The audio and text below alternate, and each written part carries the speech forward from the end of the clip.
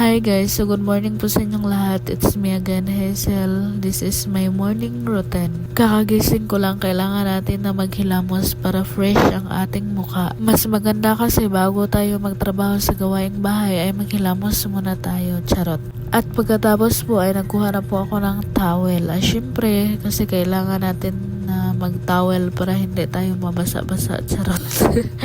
Pasensya na kayo sa akin Tagalog guys kasi di ko kasi kabisado yung Tagalog hini. Bago po ako magbihis ay nagpusing-pusing muna ako dyan. At pagkatapos ko pong maghilamos ay nagkuha na po ako ng mailagamgam na tubig kasi kailangan po natin uminom ng aligamgam na tubig tuwing umaga. At pasensya na po kayo kasi rice cooker gamit ko kasi wala po kaming heater. Ayan na time na sobrang init. Akala ko malamig na pero sobrang init.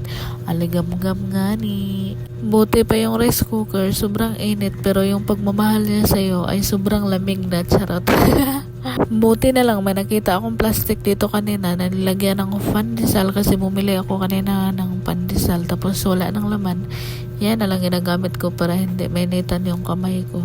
Mindset ba? Mindset. Para-paraan lang yan, charot. At syempre nilagyan ko yan ng tubig na hindi maligamgam para hindi masyadong init ba. At pagkatapos naman ay umupo ako dyan. Mas gusto ko po kasi yung maligamgam na tubig tuwing umaga at saka tuwing gabi para mas malinis yung katawan natin. Kasi ayaw ko talaga ng coffee kasi basta hindi ko lang fit yung coffee.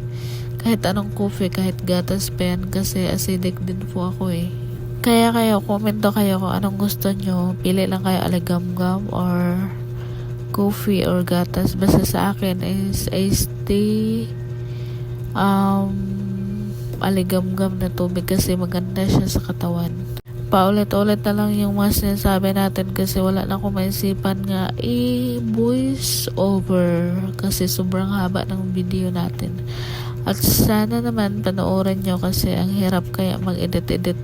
At tingnan nyo guys, sobrang laki ng baso natin pero alam nyo hindi yan puno ha kasi pag puno na, grabe naman yan. Mag-ihi-ihi talaga tayo. At fast forward, pagkatapos ko pong uminom ng maligamgam na tubig ay nakabihis na po pala ako. At saka, syempre para mabango tayo, maglagay tayo ng pulbo. Isa po kasi akong babaeng napakasimple kasi walang makeup, walang eyebrow at kahit ano-ano pa dyan.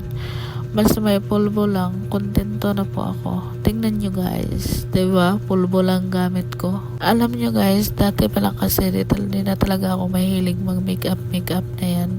Simula bata pa kasi ako, yan lang gamit ko, pulbo. And syempre, tapos na tayo guys. Thank you for watching everyone.